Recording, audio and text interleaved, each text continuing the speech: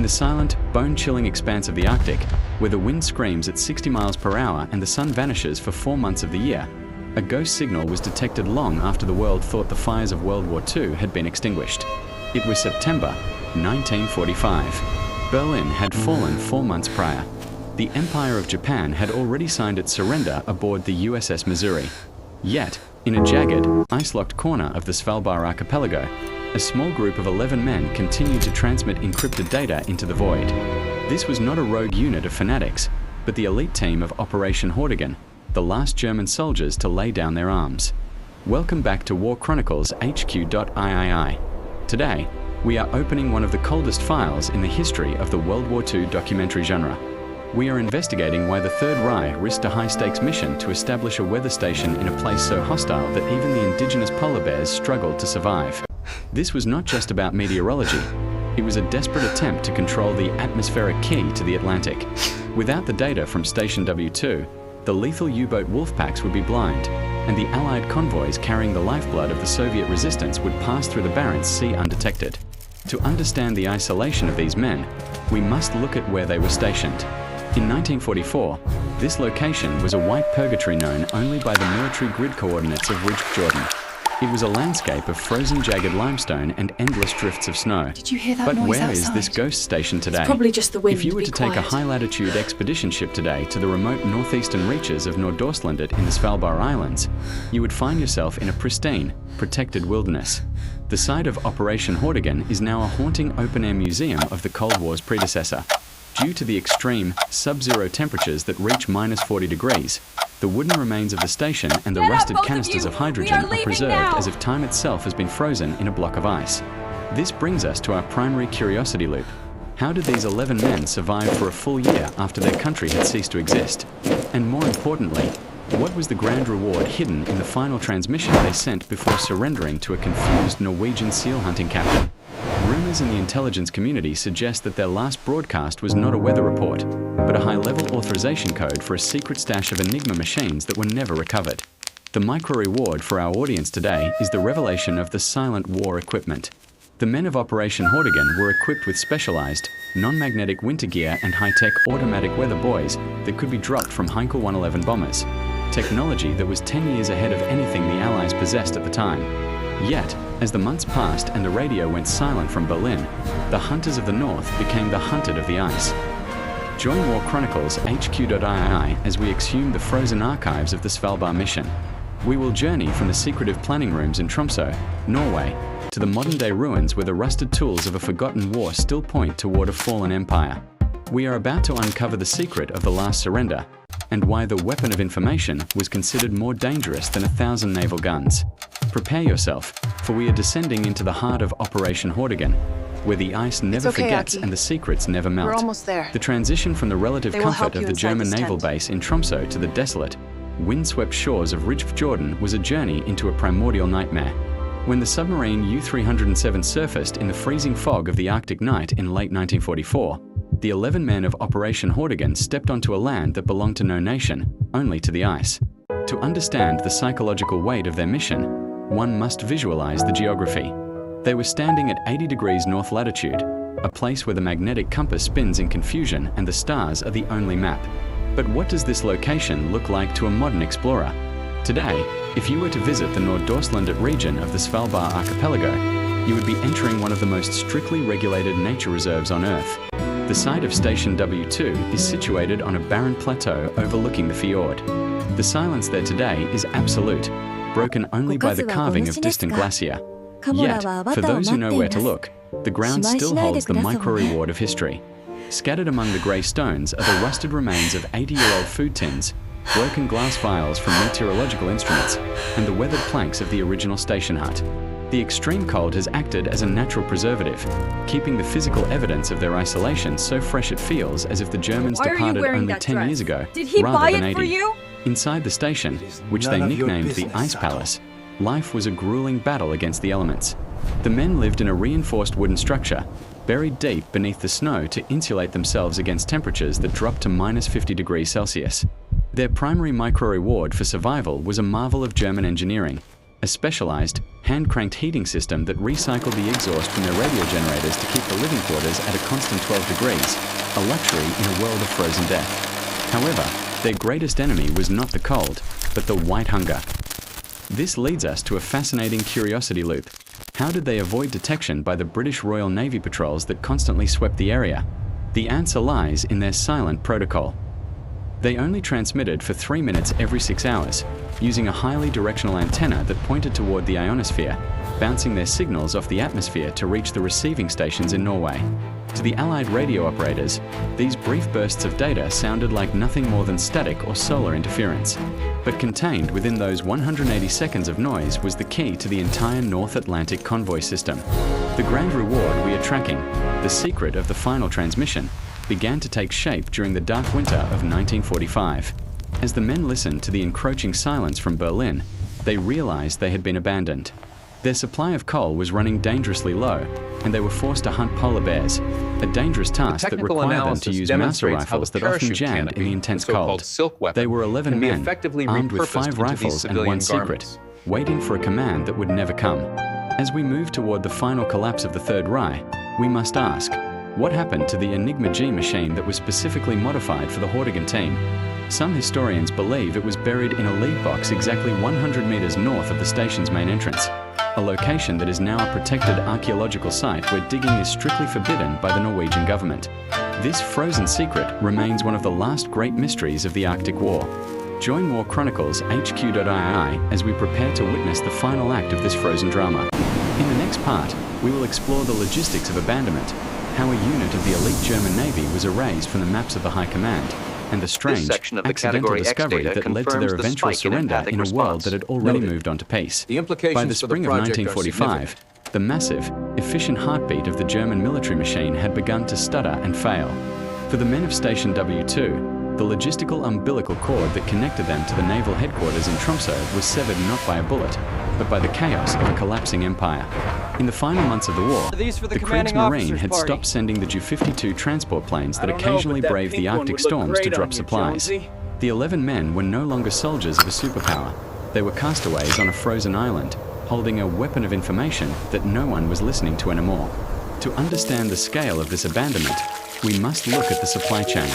In 1944, the supplies were organized at the Skatora Naval Base in Tromsø, Norway, then the largest seaplane base in Northern Europe.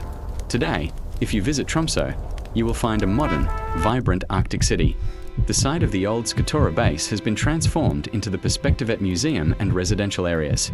Where German officers once meticulously packed crates of vacuum-sealed sausages and hydrogen canisters for Operation Hortigan, tourists now enjoy the view of the fjords. The contrast is our micro-reward. The very docks that once fueled the Nazi war effort are now the departure points for peaceful whale-watching tours. Left with only what they had brought in October, the men at Ridgefjorden had to master the art of logistical survival. Their micro-reward for the audience is the declassification of their emergency rations. They were equipped with V1 survival kits, which included high-calorie chocolate infused with caffeine and dehydrated meat blocks designed to last for 5 years. However, even the most advanced German chemistry could not replace the psychological need for a connection to home. As the radio reported the fall of Berlin in May, the men realized that their mission had become a haunting absurdity. This leads us to a new curiosity loop. If the war was officially over in May, why did the Norwegian and Allied forces wait until September to find them? Was it because they were invisible, or was it because the Allies were terrified of what they might find at Station W2? Some declassified British intelligence documents suggest that the Royal Navy suspected the Hortigan station was guarding something more than just weather instruments. Perhaps a secret stay-behind cache of gold or advanced biological research. This suspicion kept the Allied patrols at a distance, fearful of a booby-trapped fortress. The tension within the group reached a breaking point. Wilhelm Dege, the scientist in command, had to maintain military discipline among men who knew their families were in occupied zones or dead under the ruins of German cities. To keep them from madness, he forced them to continue the meteorological readings every 3 hours, even though the signals were being sent into a dead frequency. They were measuring the wind for a ghost fleet and tracking the pressure for a vanished Luftwaffe. The grand reward of this part is the revelation of the silent surrender protocol. As their coal ran out, the men began to burn the very crates that had carried their supplies, the Category H boxes. Beneath the wood of one of these crates, according to the private diary of one of the survivors, was a hidden compartment containing a final, desperate order from the fleeing Nazi leadership. An order so dangerous that Dege allegedly burned it before the Norwegians arrived. What was written on that paper? Was it a command to destroy the station, or a map to something hidden deeper in the ice of Svalbard? Join War Chronicles HQ.I-II as we move toward the final confrontation. In the next part, we will witness the accidental discovery, the moment a Norwegian seal hunting ship, the Blazel, stumbled upon the last soldiers of the Third Reich, and the strange, civil dinner that marked the official end of World War II, for months late. By the late summer of 1945, the Arctic sun refused to set, casting a surreal, eternal amber glow over the ruins of Operation Hortigan. The 11 men, now bearded and gaunt, had become ghosts of a war that the rest of the world had already begun to forget. Their radio, once a lifeline of strategic power, had become a tomb of silence. They were trapped in a legal and geographical vacuum. Berlin was a graveyard of bricks. Their commanders were either dead or in Allied custody. Yet, every 3 hours, a soldier would still climb the icy ladder to the anemometer, recording the wind speed of a world that no longer cared. The location of their final stand, the Ridgefjorden Plateau, remains one of the most isolated spots on the planet today.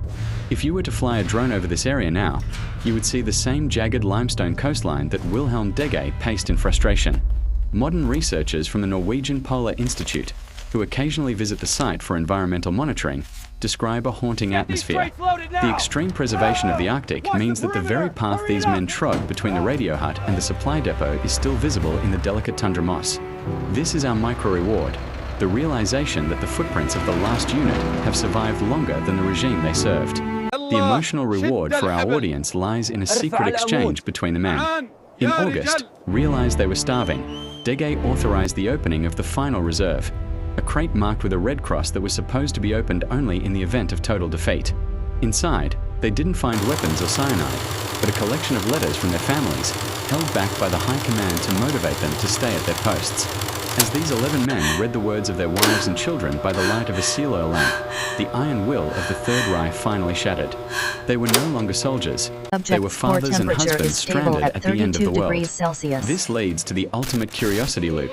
How did they finally get caught? It wasn't through a military raid or a high-tech intercept. On September 3rd, 1945, a small Norwegian seal hunting vessel named the Blazel happened to sail into the fjord. The captain, Ludvig Albertsen, was looking for seals, not Nazis. When he saw the German flag still flying over the wooden hut, he was paralyzed with fear. He thought he had stumbled into a secret werewolf base planned for a German counterattack.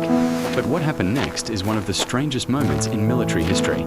Instead of a firefight, Wilhelm Dege walked down to the shore, dressed in his finest remaining uniform, and invited the Norwegian captain to dinner.